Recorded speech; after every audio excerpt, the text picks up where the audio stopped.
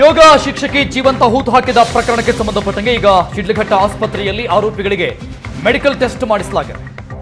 Medical test ನಂತರ ಬೆಂಗಳೂರು ಸೇರಿದಂಗೆ ಹಲವೆಡೆ ಮಹಾಜರ್ ಮಾಡ್ತಾರೆ.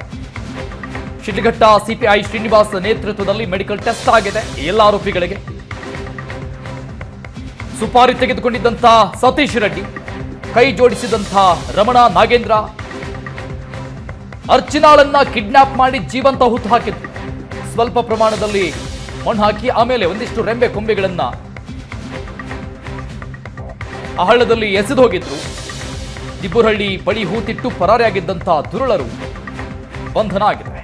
ಸತ್ತಿರುವಂತೆ ನಾಟಕ ಮಾಡಿ ಯೋಗ ಶಿಕ್ಷಕಿ ಅರ್ಚನಾ ಪವಾಡ ಸದೃಶ್ಯವಾಗಿ ಬದುಕು ಬಂದಿದ್ರು. ಚಿಕ್ಕಬಳ್ಳಾಪುರ ಶಿಡ್ಲಘಟ್ಟ ತಾಲೂಕಿನ ದಿಬ್ಬುರಹಳ್ಳಿಯಲ್ಲಿ ನಡೆದಿದ್ದಂಥ ಘಟನೆ ಇದು.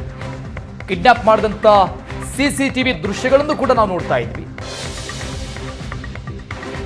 ಇದಾದ ಮರುದಿನದಲ್ಲಿ ಆಕೆ ಮತ್ತೆ ವಾಪಸ್ ಬಂದು ಪೊಲೀಸ್ ಸ್ಟೇಷನ್ಗೆ ಹೋಗಿ ಕಂಪ್ಲೇಂಟ್ ಕೊಡ್ತಾರೆ ಯೋಗ ಶಿಕ್ಷಕಿ ಅರ್ಚನಾ.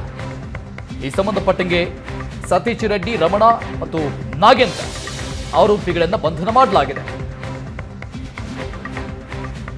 ಇನ್ನಷ್ಟು ಡೀಟೇಲ್ಸ್ ಕೊಡ್ತಾರೆ ನಮ್ಮ ಪ್ರತಿನಿಧಿ ರವಿಕುಮಾರ್ ಸಂಪರ್ಕದಲ್ಲಿದ್ದಾರೆ. ರವಿಕುಮಾರ್, ಆರೋಪಿಗಳಿಗೆ ಮೆಡಿಕಲ್ ಟೆಸ್ಟ್ ಅನ್ನುವಂತ ಮಾಹಿತಿ ಸಿಗ್ತಾ ಇದೆ. ಇಲ್ಲಿಂದ ಆರೋಪಿಗಳನ್ನ ಎಲ್ಲೆಲ್ಲಿ ಕರೆದುಕೊಂಡು ಹೋಗಲಾಗ್ತಾ ಇದೆ? ಎಷ್ಟು ಜನರನ್ನ ಅರೆಸ್ಟ್ ಮಾಡಲಾಗಿದೆ ಈಗ ಇಲ್ಲಿವರೆಗೆ? ಅರುಣ್, ಏನು ಯೋಗ ಶಿಕ್ಷಕಿ ಅರ್ಚನಾ ಕೇಸ್ಗೆ ಸಂಬಂಧಪಟ್ಟಂತೆ ಈಗಾಗಲೇ 5 ಜನರನ್ನ ಏನು ದಿಬ್ಬುರಹಳ್ಳಿ ಪೊಲೀಸ್ ಠಾಣೆಯಲ್ಲಿ ವ್ಯಾಪ್ತಿ ಅಂದ್ರೆ ಪೊಲೀಸರು ಬಂಧಿಸಿದ್ದಾರೆ.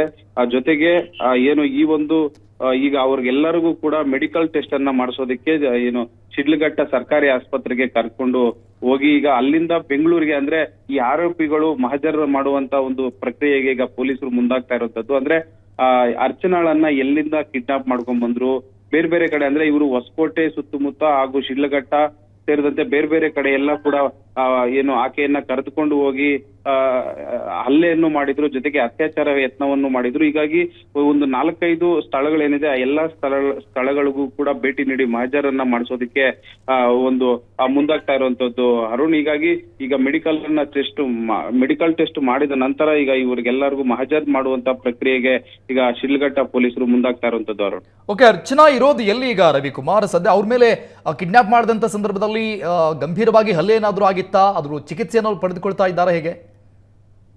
ಖಂಡಿತ ಅರುಣ್, ಅಂದ್ರೆ ಏನು ಆಕೆಗೆ ಒಂದು ಸಣ್ಣ ಪುಟ್ಟ ಗಾಯಗಳು ಕೂಡ ಆಗಿದ್ರು. ಕೂಡಲೇ ಪೊಲೀಸ್ ಠಾಣೆಗೆ ದೂರು ದಾಖಲಿಸಿ ಬರುವಂತ ಸಂದರ್ಭದಲ್ಲೇ ಆಕೆಗೆ ಪೊಲೀಸರು ಆಸ್ಪತ್ರೆಯಲ್ಲಿ ಚಿಕಿತ್ಸೆಯನ್ನು ಕೂಡ ಕೊಟ್ಟು ಕಳಿಸಿರುವಂತದ್ದು. ಈಗ ಸದ್ಯಕ್ಕೆ ಇರುವ ಮಾಹಿತಿ ಪ್ರಕಾರ ಅವರು KR ಪುರಂ ಏನಿದೆ ಅವರು ವಾಸ ಮಾಡುತ್ತಿದ್ದಂತ ಸ್ಥಳ KR ಪುರಂನಲ್ಲಿ ಇದ್ದಾರೆ ಅಂತ ಪೊಲೀಸರು ಮಾಹಿತಿಯನ್ನು ಕೊಟ್ಟಿದ್ದಾರೆ. ಹೀಗಾಗಿ ಥ್ಯಾಂಕ್ ಯು ರವಿಕುಮಾರ್ ಡೀಟೇಲ್ಸ್.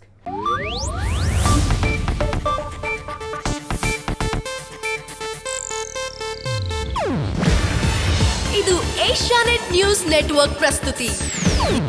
ನೀವು ನೋಡ್ತಿದ್ದೀರಾ ಏಷ್ಯಾನೆಟ್ ಸುವರ್ಣ ನ್ಯೂಸ್.